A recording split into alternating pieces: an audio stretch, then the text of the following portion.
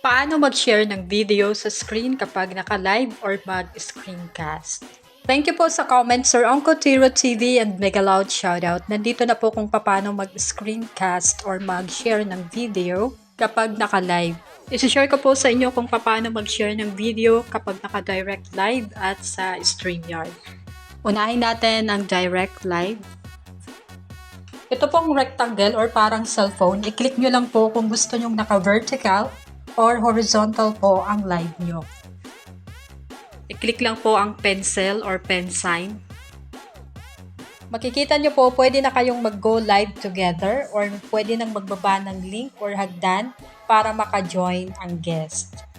At sa baba, nandyan po ang screencast or pwede kayong mag-share ng video, pictures, or mga gusto nyong i-share basta sarili nyo pong picture or video. Unahin po muna natin ang go live together. Halimbawa, gusto nyo pong may umakyat or mag-go live together. Enable nyo lang po ang go live together. No, it's not made for kids. Tapos, next na po. At pwede nyo pong i-copy or i-send ang link. I-next lang po at pwede nang mag-live. Punta na tayo sa screencast or paano mag-share ng video kapag naka-live. I-click nyo lang po ang pen sign. Enable screencast. Advanced settings. Enable monetization or paid promotion. Pwede nyo pong i-turn off ang chat box. Kaya lang, lalayas ang mga viewers. Wala pong interaction na mangyayari, so wag nyo pong gayahin ang live ko na naka-off comment kasi lalayas po yung mga viewers or mawawalan kayo ng mga viewers.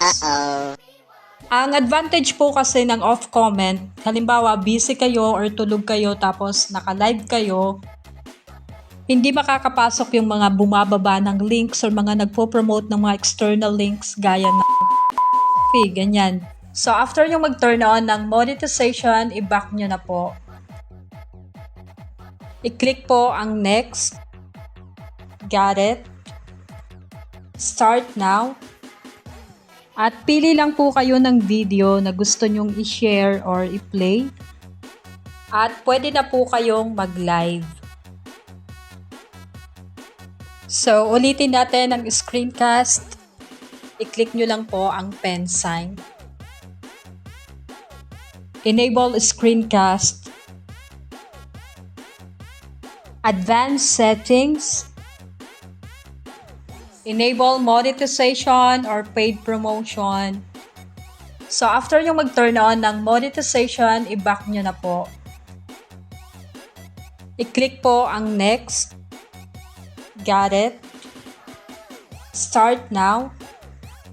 At pili lang po kayo ng video na gusto nyong i-share or i-play. At pwede na po kayong mag-live. Ganito naman po kung paano maglagay ng video sa StreamYard.